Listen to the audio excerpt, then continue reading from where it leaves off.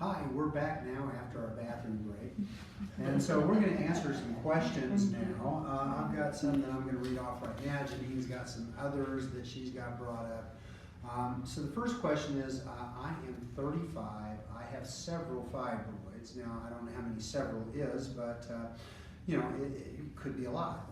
I have never been pregnant. My doctor wants me to consider hysterectomy.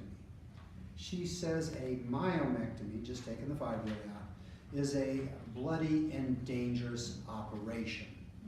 I've done about 800 laparoscopic myomectomies before that. I did a lot of open abdominal myomectomies in my career. There are some medications, one's called vasopressin, and if you inject that medication in the uterus, it causes the muscle to constrict and it cuts down on the bleeding. And the transfusion rate from bleeding in myomectomy in our series, in our data, is less than 1%. And those women who needed transfusions generally had larger uteruses. Now, what I want to do is bring up slide 11 and talk briefly about the Sonata system. You know, because fibroids aren't always the same size. It's not like you show up with all, you know, 2-inch fibroids or, you know, 4-inch fibroids. A lot of women, when they walk in, they've got fibroids that maybe they have a large fibroid, but they have several other smaller ones.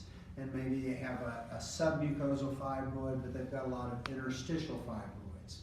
So the benefit of the Sonata technology is that we can address the larger fibroids that might be causing the mass effect, pressing on your bladder, creating the bulk symptoms is what we call it.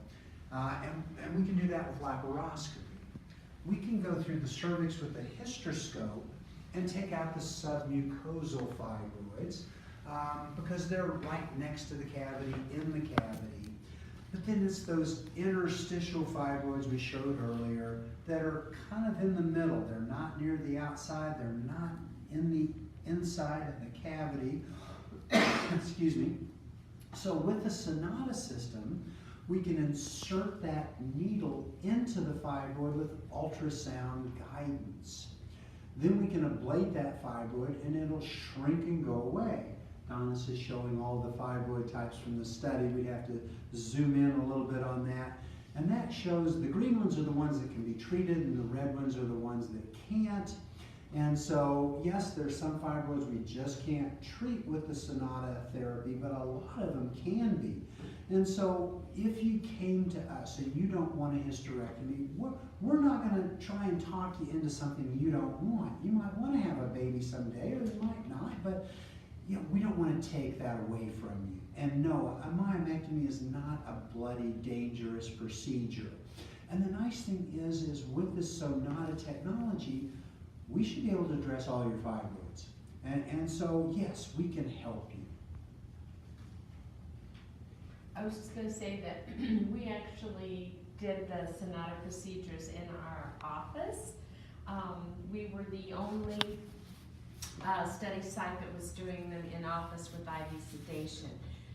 And during the procedure, the patients were able to communicate with us. We didn't use propofol or something that would knock the patient completely out. We used Versed and fentanyl. We had an anesthesiologist who was administering the IV sedation, and we kept our patients at a comfortable level with the pain medication, but not asleep. So one of the so a little safer.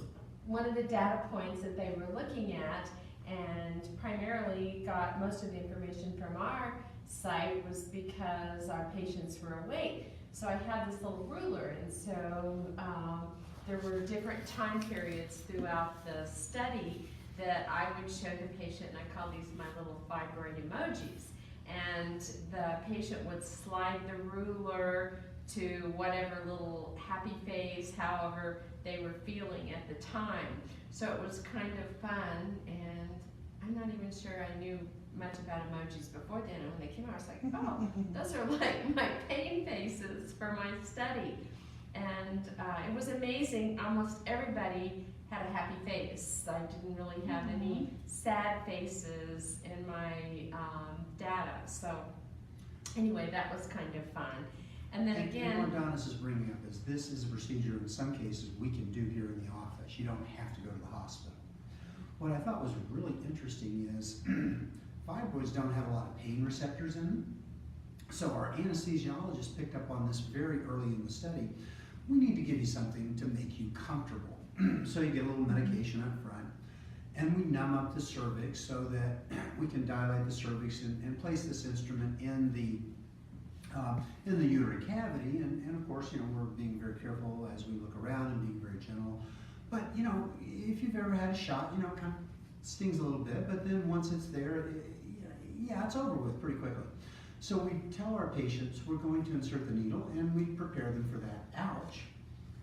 But as we started the ablation process, and we knew we were, for lack of a better term, cooking that fibroid, it was interesting because it's a 90-second treatment, but it wasn't until a full minute into it that the patient would start to feel pain. So our anesthesiologist picked up on that really quickly. And what she would do is she knew as the time, she would watch the counter, she'd watch it counting down, and she knew right when to give the medication. And it was incredible how well tolerated this was in the office. Sorry, didn't mean to cut you off. oh no, that's okay. And then when he was trying to explain, this was like my little diagram that I always used when I was consenting the patients or talking to them. And if you, by this one you can see when he's talking about the ones on the inside, on the inside. And you can see some of them are pushing the lining of the uterus in. Those are the ones that cause the heaviest bleeding. And then there's the ones that you can see that are totally in the muscle of the uterus that he was talking about. And then the ones on the outside like this are the ones that primarily cause your bulk symptoms. When he's talking about it's going to be pushing against your bladder or your bowel or your spine. And those are the ones that have you up several times in the night going to the bathroom and like, oh, my back hurts because they're pushing against your spine and everything. So this was my little diagram that I loved when I was consenting patients and talking to them about which ones we could treat. And So this is a classification system that's relatively new. We talked about the interstitial, the submucosal, and the subserosal fibroids. This actually defines the fibroids based on if they're completely in the cavity, like 99% in the cavity, it's a type 0. If more than half's in the cavity and less than half's in the muscle, it's a type 1. And then if less than half is in the cavity and more than half's in the muscle, it's a type 2. When a fibroid's totally in the muscle but right nudging up against the cavity, it's a type 3. And they keep going until you get to a type 7, which is totally outside, 99% outside the uterus. So if you can imagine one cell layer beneath the surface of the uterus, that fibroid arises, it'll pop right out. But if it's multiple cell layers below, it won't pop out quite as much. So this is the technology that gets the ones in between. We take the ones close to the cavity out. That's a rapid, quick fix. We take the ones on the outside out because we can't really treat those with laparoscopy, not open abdominal surgery.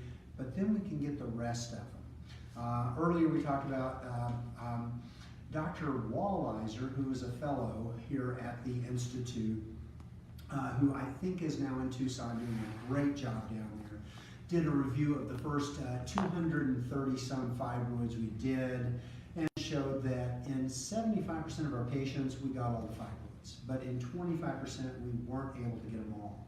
This allows us to get them all now. This is just a fantastic technology. I'm going to go ahead to the second question, if that's okay with you. oh, please go right ahead. So are there any organic or natural cures for fibroids? And the answer is I'm not aware of any medical data, any studies that have addressed this and proven. Now, I've seen women who've come in using castor oil packs, hot castor extracts, a number of Chinese and herbal medicine cures that they've used, and sometimes it will help some of the symptoms, but I have not ever seen a patient where it seemed to have shrunk them. Usually they're here because they didn't feel that it was taking care of it. Also, I have women telling me that their fibroids seem to grow and shrink during their cycle. And although I've measured at these different times and the fibroids are always the same size, I think it's the amount of blood flow, the hormone levels that create the feeling, if the uterus is more congested, there's more blood flow, fibroids are just going to feel bigger. At the time of right after your period, when estrogen is lowest, that's usually when those seem like they're more shrunk, and the reason is the uterus isn't as congested, there's not as much blood flow. A lot of studies that have been done with controls that try and scientifically look at these. As of this time, I have not seen a study.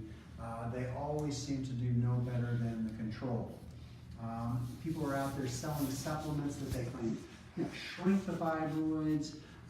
When you look at what they have in the way of supported data, sometimes these are things done in cell cultures or in little animals like mice that show they work in some fashion that they extrapolate multiple times over to say it works in the fibroids. So we all know on the internet there's something you can get for $50 a month and you take that pill 2 or 3 times a day and it's going to work like a miracle, but it takes 6 months before you know if it really is or isn't working. Buyer beware. Here we quote scientific data. We quote studies that have proven outcomes. We quote the opinions of the leading experts in our field. We always try and have scientific data to back up our claims. Now, here's another question, and then I think Janine has several others. If the largest fibroid is 10 centimeters, how does that come out through a 1/2 inch incision? Earlier we talked about with laparoscopy, we use 3 5mm ports and 1 12mm port. 12 millimeters is a 1/2 inch. Think of the potatoes, think of the French fries. We have to divide the tissue up into smaller portions in order to remove that tissue. Now, we would never do that if we thought there was cancer. But if we think these fibroids are benign, and 99.9% of the time we do, then this is a very effective procedure. So I always ask a patient, do we treat this as cancer until proven otherwise, or do we treat it as benign until proven otherwise? And I know there are patients that are very concerned, and a woman who is really worried that this could be cancer. If we're doing a hysterectomy and we remove that uterus from the cervix, because leaving the cervix makes a lot more sense and it's a lot less painful, we can put that uterus into a bag. We call it a containment bag. Now we do have to expand that incision from 12 millimeters to 40 to 50 millimeters, so it's a little bit bigger, but we can bring that uterus up and keep it inside that bag, and then we can morcellate it. That's the term we use, morcellation, when we divide the uterus into the smaller segments like the French fries. So we do everything in terms of what we can do safe for the patient as possible. Patients, we help them by educating them while still helping to and keeping in mind that their feelings and beliefs are the most important thing. We want to help them. We don't want to dictate to them what they have to have. So we always have a very dynamic discussion about options and what to do. So I think Janine has a question. Yeah, I do. Dr. Moore, someone called and asked, can fibroids be causing my back pain? Yeah, they can. We have to take them out to find out truly if it's causing your back pain, and somebody has a back problem, a herniated disc. It's interesting, for over the years I've seen a lot of women who knew they had back issues, but at the time of their period the back pain was always worse. And we know that the nerves and the spinal cord that innervate the pelvis and innervate the abdomen and innervate all the muscles of the body, they're all in close proximity, and it's very interesting to research about how nerves kind of cross-communicate with each other in certain ways that scientists are just starting to understand. So it's really fascinating. Fibroids on the back side of the uterus. I've noticed that more often patients complain of back pain. Women who had back labor, a lot of times women when they're having babies, they'll talk about back labor. And it's referred pain, like people who have heart attacks talk about chest pain, but also people when they have heart attacks have arm pain, and that's a referred pain. So when somebody says, you know, my back pain with my period is worse than it was 5-10 years ago, and here's a big fibroid, yeah, I kind of think that might be the reason, but I'll never be able to guarantee that. But we take the fibroid out and things are better, yeah, that was the reason. Okay. I have another one. Do fibroids make you gain weight? Fibroids per se have never been shown to make you gain weight, but now, if you have a fibroid and you used to have a 4-day period and you used to change your pad or tampon 4 times a day, and now you have a 10-day period and it's not just one heavy day, it's 5 heavy days, and you're changing your tampon or pad maybe like every hour and sometimes every 30 minutes, and you can't go very far. And now you've lost that much blood, you're fatigued. I mean, I can tell patients here, they talk about the fact that it just wipes them out when they have such heavy flow. You're not going to go to the gym when you're going through a pad every hour and you feel like crap. So yeah, you're not going to get the same exercise, and so yeah, you can gain weight just because you're not doing as much as you were. You're not as active. So we take those fibroids out, and now all of a sudden you're not bleeding to death every month. Sure, you're going to feel better. Your blood count's going to go up. You're not going to be anemic, and so yeah, you're going to get back to the gym, and you're going to be able to lose that weight. And are there birth controls that shrink fibroid? Birth control pills? Not birth control pills. Birth control pills, now interesting, there were studies that were published in the 1960s and 1970s when birth control pills were like 5 times higher in their estrogen content than they are now. And those studies said birth control pills cause fibroids to grow faster than women who weren't taking birth control pills. Nowadays, we have these much lower dose birth control pills, much safer, and I have patients that they're on the birth control pills, it's controlling their fibroid symptoms, and their fibroid isn't growing. Now, fibroids don't have a predictable growth rate. You can't see a fibroid, you can't see a patient who has a 2-centimeter fibroid and calculate when it's going to be 6 or 7 centimeters. Wouldn't it be nice? Then we just know when to plan something. But I can see 2 women the same day. Their fibroids are they both have a 2-centimeter fibroid. I see both of them a year later, and one fibroid is 2.3 centimeters, the other is 7 centimeters. Why fibroids grow rapidly all of a sudden is, a lot of people are getting research grants to try and figure this out. But we just don't know. Now the good news is when a fibroid grows fast like that, because you always think something grows fast could be cancer. There was a study done by Dr. William Parker, and he showed that fibroids that grow fast have no greater chance of being cancer than the ones that seem to grow slow. And fibroids don't go from benign to cancer. So if somebody tells you, oh, you got to do something because it might turn into cancer, that is incorrect. Fibroids either arise as a cancer or they arise as benign, and 99.9% plus they arise benign. Wow. Great, thank you, Dr. Lloyd. That's really good information. How long is the downtime for after surgery? Well, for removal of thyroid myomectomy? Well, yes, and that's a great question. Thanks for asking that, whoever. Open abdominal surgery for taking the fibroid out or doing a hysterectomy, and you do a transverse incision, so a C-section-like incision. in the medical literature, the average of studies, and this was Dr. Grace Liu, was our very first endoscopic fellow, who is now on the board of directors for the National Society. She's a very successful physician. We were very fortunate to have her come and learn from us.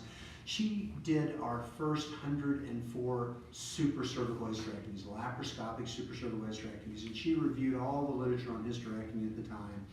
And basically in the published literature, the average time off work for an open abdominal hysterectomy is 6 weeks. Now, that's for a transverse incision. If you have a vertical incision, so an up and down incision, that's even more painful. And I've had many patients tell me it took them 2 months before they could go back to work because it was very painful. Laparoscopic surgery, 4 small incisions, 3 of them 1/4 of an inch size, 1/2 an inch size. Dr. Liu reported that our average patient said, I could go back to work in 10 days, full time. The average patient in her presentation said, I was fully recovered, ready to start doing everything I was before surgery in 3 weeks. Now, 3 weeks is when these ladies said, hey, I'm over this, I'm ready to start doing everything again. Well, they still needed a few more weeks to get back in shape. And flight attendants, I've had the opportunity to help a number of women who are flight attendants. And, to go back at 4 weeks is a little challenging. It's a little tough to push that cart up the aisle. At 6 weeks, it's back to normal. Okay. Now, those are also flight attendants who told me that at the time I was seeing them, their company would give them 3 months off if they were to have open abdominal surgery. Wow. So for them, 6 weeks was half the time off. Now, for the company, I would think that'd be great. So for employers, laparoscopic surgery is great because I can tell you, I can remember one of the first laparoscopic hysterectomies I did. This young lady came to see me. She had fibroids, and she had to change her products like every hour, and they were really mad at her at work because she was barely back at her job when she had to go change again. And, they were really concerned. So she went to the doctor, she found out she had a fibroid. So she was told she had to have an open abdominal hysterectomy, and she was going to have to be off work for 6 weeks. And she was A, frightened she would lose her job, B, she was incredibly worried she's going to lose her house. Wow. She was living from paycheck to paycheck, the X we won't get into, but she was incredibly concerned. And I said, I've done these procedures before. Your uterus to me is just not that challenging, and I can do this laparoscopically. I did her on a Thursday. She was back in the office at work on Monday. Now, after about 4 hours, her boss, who was kind of the Grinch, told her to go home. He felt sorry. He knew she had the hysterectomy. She was back to work on Monday. She still owns a house. So and I've had many of these stories, but I remember her. She was so relieved, and so we help patients with less invasive, less painful procedures, and it's really the first 3 to 4 days are kind of lousy. You don't feel like a lot, but I can tell you, one of Donna's softball friends came to see me, and Donna's, I did her on Thursday. Donna's called her Monday. She wasn't home. And she said 6 hours as she went to work, and 6 hours later she said, it's time to go and take a nap. So a lot of our patients log in from home. They have jobs where they can just work off the internet, log in from home. That's a little easier. But it's a very minimal downtime. You're 50% by the end of the week. And just teachers are back in front of the classrooms. If they're not striking, they're back in front of the classrooms in 2 weeks. Okay. And we hope that they'll resolve that strike. We need teachers, we need happy teachers, okay? Sorry, I shouldn't be political. That's okay. I have another question. What's the largest fibroid you've seen in the 20 years that we I took out one that was 14 by 16 centimeters. So 2.5 centimeters is an inch. Now, that was a big fibroid. It was a very tough case. She did have to have a transfusion. Even open, those are very challenging. But she was told she was going to have a big open incision that was going to go way above her belly button. So we were able to do it with the scope and the small incisions. And so she was very relieved. She didn't want a hysterectomy either, and they were trying to turn her into an open abdominal hysterectomy. That was kind of all she could have. And she didn't want that. And she came to see me, and we were able to take care of it. Now, my feeling is, let's not see those fibroids get that big. Yeah. Unfortunately, Definitely. I see a lot of patients because their OBGYN said, oh, you don't need to worry about it, we can just watch it. And then nothing ever happens to really follow up until all of a sudden, boom, there it is. Now, I like, let's follow these, they're there, let's keep tabs on them. And once they get to a certain size, it really is more beneficial and safer to do it. But if the difference is a set of small incisions and I'm back to work in a week versus I'm off work for a month and a half and the big incision, don't wait, don't put it off, deal with it. So, when you were explaining the size, give us the fruit. Oh, Was it's a watermelon. Yeah, it's a watermelon. Now, cantaloupes aren't that. little watermelon or big We're watermelon? talking watermelon. Well, yeah, not a big watermelon, but I mean, Not the long one. not the little mini melons. Not the mini melon. Not the little personal one. So the fruit size, yeah, I see a lot of grapefruits and cantaloupes. Those are not that tough. I mean, really. Now, when they're watermelon size, we shrink them with the medications, and we get the watermelons to cantaloupe. So, but yeah, I mean, the largest uterus I've ever taken out. Now, the average uterus is 70 grams. This lady, now, fortunately, she was a tall woman. She was 6 feet. She had a 3,600 plus gram uterus. And if 450 grams is a pound, it was like, basically over 7 pounds of uterus. And it was up above her belly button, okay? Wow. But because she was a tall woman, we were able to, put the scope in a little higher, put the ports in a little higher, and we're able to take care of her problem.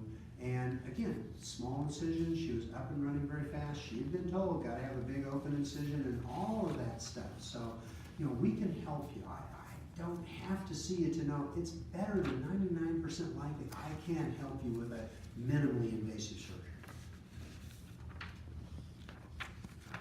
And how about, can you, we are celebrating the 20-year anniversary, right, for the practice?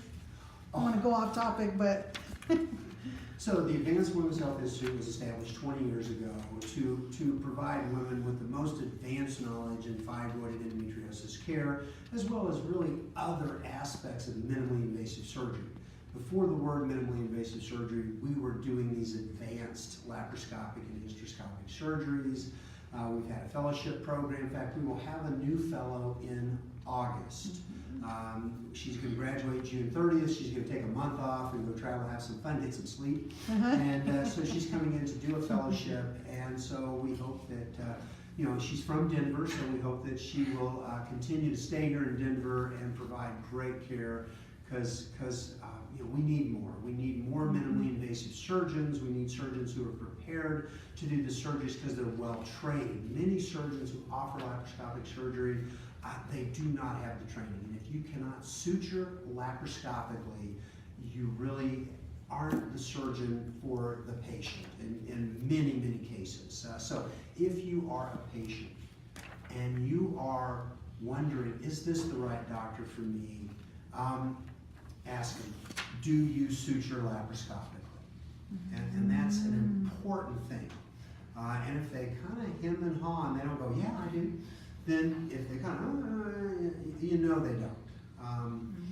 And so very, very good question to ask that doctor, especially if you have an ovarian cyst, and especially if you have an endometrioma. You need to know that doctor can suture laparoscopically. I see too many patients who have one ovary and a cyst in the other, and that ovary, and they've already lost their ovary because the doctor just took it out. And usually the reason is they didn't know how to suture, they couldn't stop the bleeding, and they didn't open the abdomen to suture the ovary, they just said, well, we're going to take it out. Unfortunately, I see them because they're worried they're going to lose their other ovary, and they've never had a child. Yeah, we can offer almost everything can be done. We know how to do them less invasive. Great. Thank you. Oh, thanks. Okay, thank you all who are out there for sharing with us your questions and concerns. You know, it's 20 till 7, and we've been doing a lot, and you know, I'm just going to kind of quickly recap the surgeries that we can do. And let's start with hysteroscopic surgery, and that's slide 5. A hysteroscope, hyster is uterus and scope. A hysteroscope is a scope that goes through the cervix to look inside the uterus. So if a woman's having abnormal bleeding, and we can take that little scope and we can look inside and see if she has a polyp inside or a fibroid, or if she's postmenopausal and she's bleeding, we can take that little scope and look inside and see if there's cancer in there. Because seeing is the most accurate. A blind biopsy is going to maybe miss things a lot of the times and certainly won't be a way of diagnosing a polyp. So a small scope to look inside for diagnostic purposes, but an operative hysteroscope is a scope that's about 10 millimeters in diameter, so it's less than ½ an inch in diameter. And we can take a fibroid out. And this slide shows that hysteroscope, and down it shows the loop electrode that we use.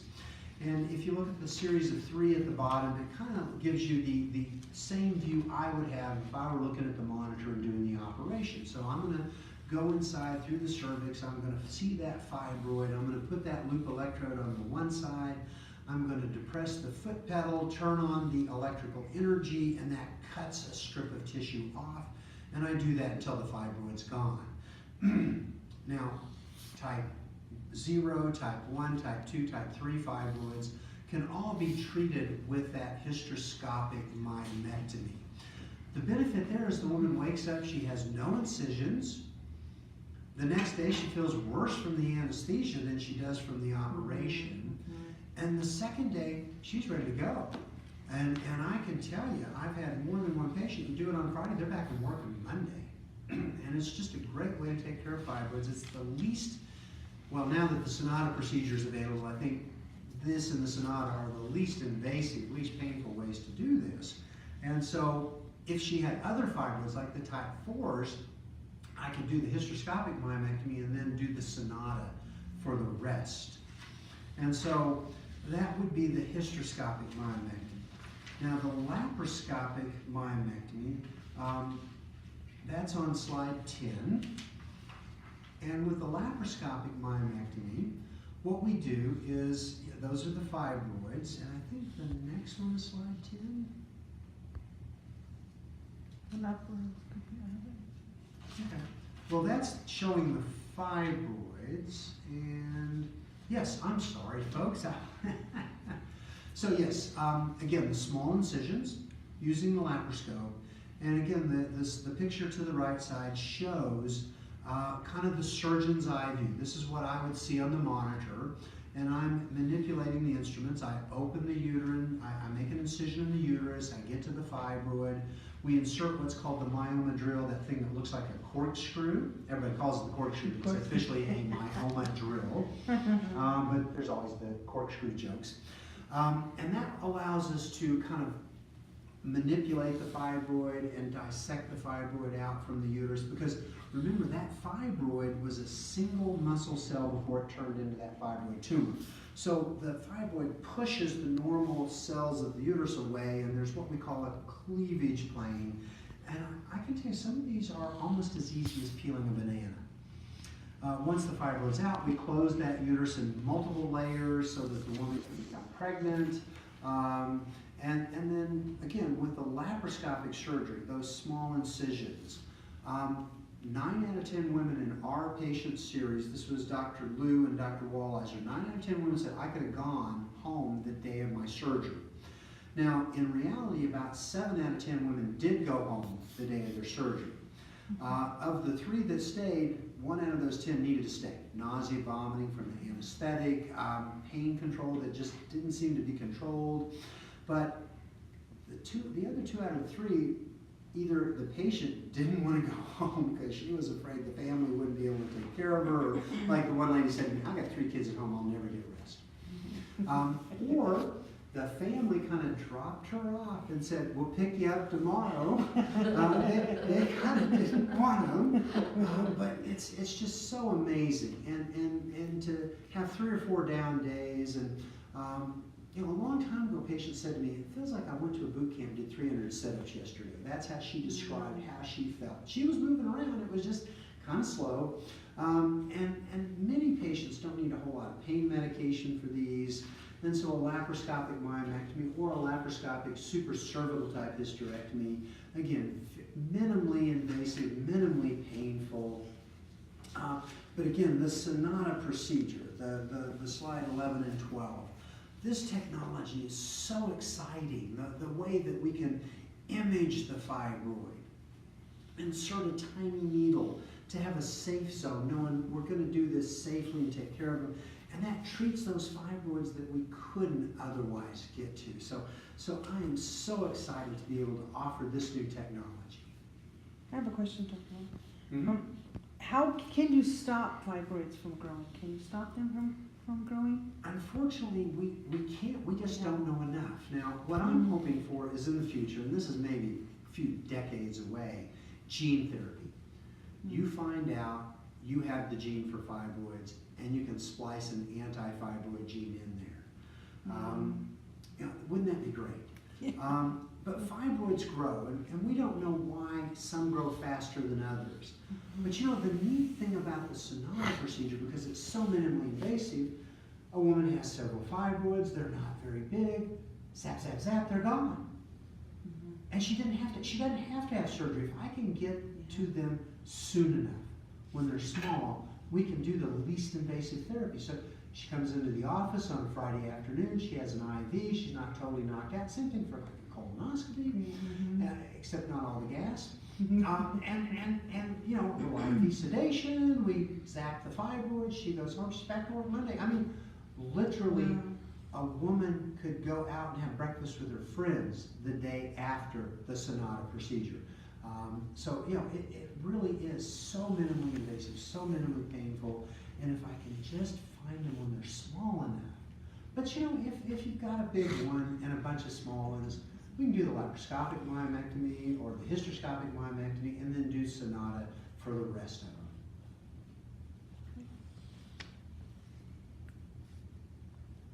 One of the things we were just going to talk about briefly too, for the oral list of the medication that we've been working with since 2012, you know, with the opioid crisis, everyone's afraid to prescribe a lot of pain medication, and we're hoping that this will help with the opioid crisis, because for the endometriosis pain, and then eventually it'll be FDA approved for fibroids pain probably as well.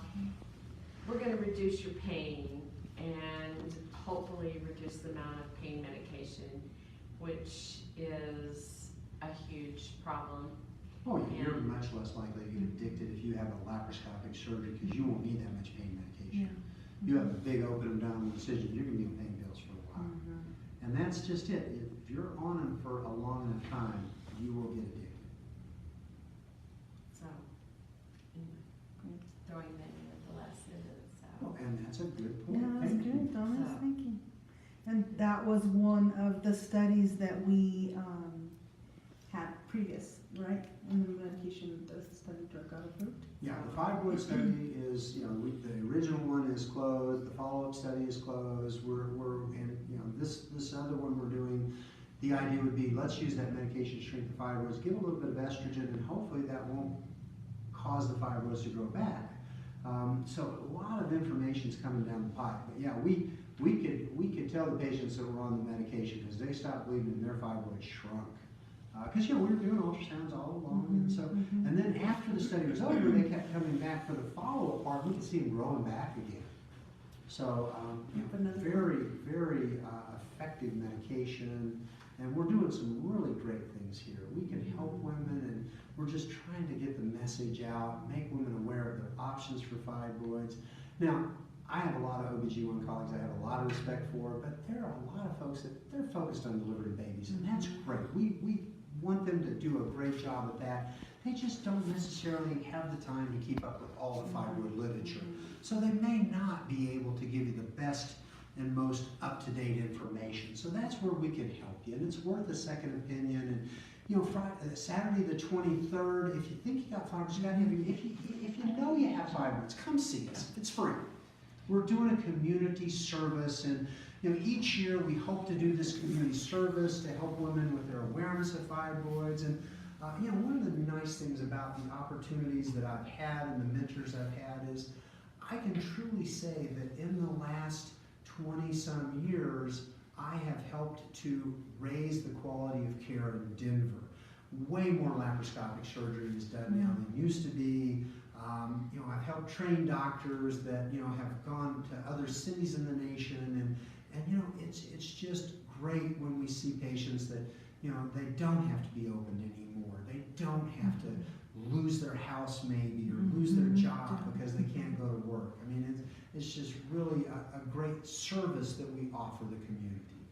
We have another question from the viewer, and it said, hi, what percentage of fibroids coming back after the Sonata procedure? Well, that's something we're waiting for the data, and you know, we've got the follow-up going. It's going to take a lot greater data before we really know that. But here's what we know from other medical literature. Following myomectomy, and this is from a long time ago when these were open procedures. Following a myomectomy, 5 years later, roughly half of women will have a new fibroid. Within 2 years, up to 20% of women will have had another fibroid procedure. So these were published a number of years ago. Now, Dr. Walliser looked at our fibroid data in his fellowship. We didn't have enough patients out at 5 years. He showed that at 2 years, we'd had about 12% of our patients, you know, have subsequent fibroid procedures. And that's it. That's really, you know, it's not that we're that great. It's just that, you know, we were able to take a lot of fibroids out laparoscopically because of the, you know, again, great opportunities and great mentors I've had to learn this a long time ago. And so if we can get them all, and you know, you just can't get those little tiny ones, but to be able to get the bigger ones and the little tiny ones. But you know, a woman comes in, she has a Sonata. If she already has fibroids, we know she's going to develop new ones. But you know, that might be a few years. And again, to go in for a procedure where you go into the office, you have an IV, you're out of there, it's Friday, you know, you're back to work Monday. You know, I could do 2 or 3 of those in a decade or, you know, 15 years, as opposed to, you know, what my patients have told me. I've had plenty of patients that have had open abdominal surgery and they've had laparoscopy. And again, the 2 most common phrases are walk in the park and night and day. The pain and recovery are like a walk in the park compared to the open surgery. You know, it was like night and day, they say. They will have another laparoscopy in a flash before they'd have another open abdominal surgery. So you know, don't get open, have a laparoscopy, but this is going to eliminate a lot of laparoscopies because we have the way to treat them without having to go through the abdominal wall to get there now. Great questions. No other questions? And it is almost 7 o'clock, isn't it? Yes. We've had a lot of fun. I hope Yes, we've helped and educate people and keep the questions coming in because it doesn't have to just be tonight. In the next couple of weeks, we're going to have patients who volunteer to come on. They want to share their stories and share their experiences and let you know this is real. This is not a bunch of stuff we're manufacturing. So is it time to say goodnight? Time to say goodnight. And happy Valentine's Day. Yes. Thank you everyone for joining us. So, good night.